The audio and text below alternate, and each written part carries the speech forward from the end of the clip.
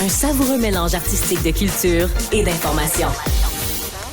Nick Payne est analyste politique, mais je préfère toujours le présenter comme analyste social. Qu'est-ce qui a retenu ton attention au cours des derniers jours, toi qui es devant ton beau sapin de Noël, Nick Payne? Oui, je suis désolé, là, probablement que je micro-agresse Totalement. certains. Oui, alors, Tu fais bon, de la qu'est-ce que tu veux? Il discrimination faut faire. religieuse. Honte à J'avais toi. pas réfléchi. On a mis le sapin là. Bon, hey, écoute, Ouais. au moins je l'ai éteint, histoire de pas être plus étincelant qu'il ne le faut. Oui.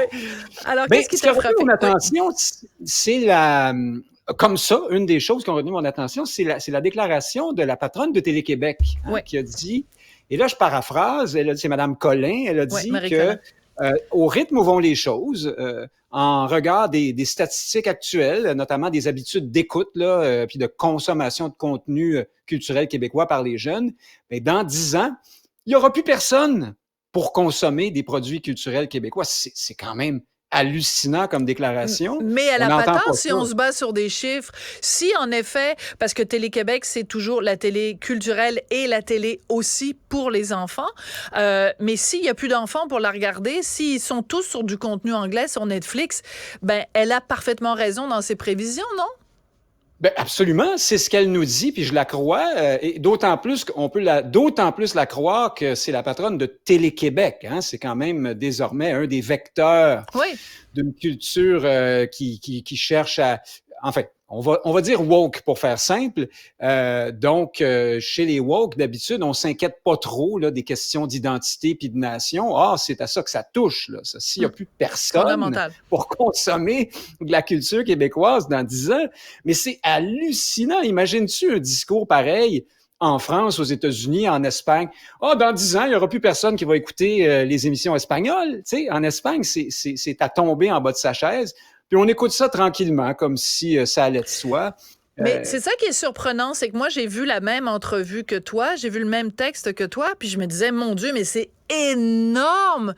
Comment ça se fait qu'elle essaie de tirer la sonnette d'alarme et qu'il y a si peu de gens qui réagissent?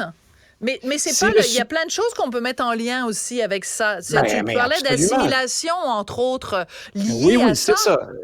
Tous les indicateurs sont au rouge. Au Québec, cependant, on est habitué de minimiser, de ne pas voir, en fait, de ne pas vouloir voir tous les indicateurs de notre situation de minorisés en déclin. On préfère toujours, oui, c'est ça, minimiser, diminuer, dire oui, mais c'est pas si mal parce qu'en même temps, d'un autre côté, il y a ceci ou cela. L'intellectuel Robert Laplante appelle ça minimiser les pertes. Hein? Ouais. Alors, ce qu'on voit, c'est bon, alors là, ici, on parle des habitudes de consommation culturelle. On peut parler du franglais chez les jeunes, qui est vraiment une mode actuellement ravageuse. Là, c'est partout et c'est beaucoup. Les jeunes et les de moins en moins jeunes aussi. On est, par ailleurs, analphabète en grande partie. Au Québec, on écrit très mal notre langue, on la parle très mal aussi. On fait jamais le lien entre tous ces éléments-là. On préfère faire comme si ça n'arrivait pas. Ah, il y a un mot pour ça. C'est l'assimilation. C'est ça qui se produit. C'est à ça qu'on assiste. Mais ce n'est pas une grosse explosion spectaculaire. Hein? C'est comme un accident de char au ralenti. Ça se passe tranquillement. J'adore. La grenouille est dans l'eau là qu'on amène Ouais. jusqu'au point d'ébullition. Puis, on a de la difficulté à prendre acte de ça. Moi, c'est ça qui me saisit dans cette nouvelle-là cette semaine.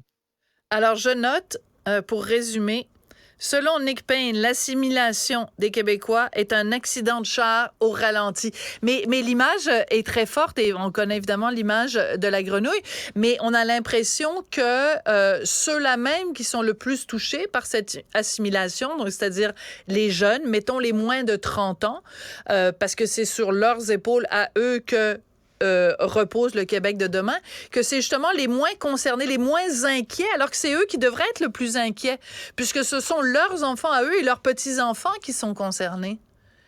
Bien sûr, mais pourquoi t'inquiéter d'une chose dont tu n'es pas au courant, en fait, et que tu ne réalises pas pleinement? Tu sais, au Québec, on avait l'habitude autrefois, puis on l'a encore beaucoup aujourd'hui, de sublimer ces constats-là à travers une préoccupation pour la langue. Hein? On parlait de l'avenir du français, de l'état du français, comme s'il s'agissait d'une pratique culturelle comme une autre. Hein. On fait une sorte de disjonction entre notre existence nationale et la langue. Ah, le français est menacé. Peut-être qu'on parlera plus français, comme s'il y avait rien là, comme si on parlait du boulingrin, du golf ou de la consommation de pâtes. Tu sais, mais c'est notre langue.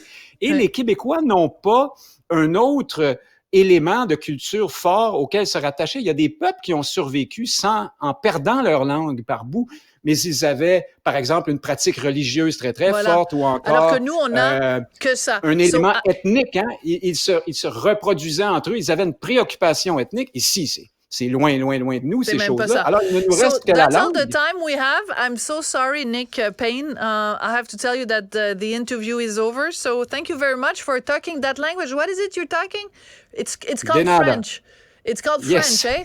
Yeah, OK. Merci beaucoup, Nick Payne. À la recherche, Audrey Robitaille, Marianne Bessette. À la mise en onde, Tristan Brunet-Dupont. Merci beaucoup. Au revoir et à très bientôt. Cet épisode est maintenant